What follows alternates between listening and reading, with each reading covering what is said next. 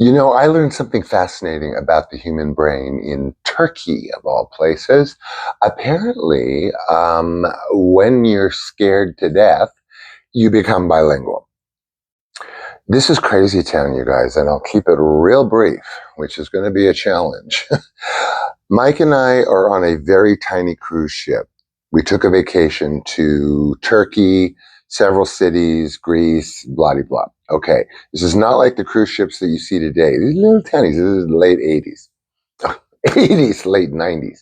So we're hell-bent on going to a Turkish bathhouse. Whatever. I did a whole show, I think, on what that place was like on the inside, but on the outside, get this. So we get off the ship, we grab a cab. The taxi driver only speaks French and Turkish. Now, my French was bad 40 years ago, let alone that day in the taxi cab. So I I don't know, need creates skills.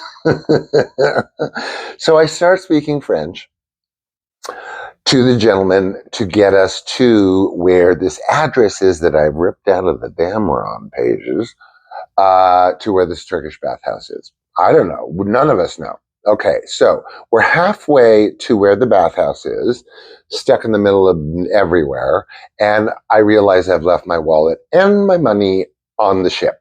So now in French, I have to explain to the taxi driver that I don't have money, and my concern is not only where we're going, but I can't pay you. So in French, with this discussion of sorts, he goes back to the ship. So we're back at the ship now. I get my wallet and I get the cash. Now we have to go back, which was not quite as difficult, retourner. So we get there. Now he pulls up, of course, and he points. He points at this gigantic pedestrian, like plaza, street, boulevard, whatever. There's no cars. It's as wide as the street, and there's shops and little side roads. Okay, point tells me nothing, tells neither of us anything. But apparently that's all he can do. I mean, what's he going to do? Mow down people to get us to a bathhouse? So then we get out of the taxi and onto the plaza. And there's all these little side streets, okay? And like, I'm supposed to find this address from ripped out of the Damron guide, which is like guide to the world, on this little tiny piece of paper. This is the only address I have. So we start walking down the promenade.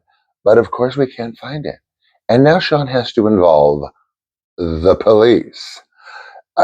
I so I think that your brain remembers like more than you think. I think it's just waiting for utter desperation.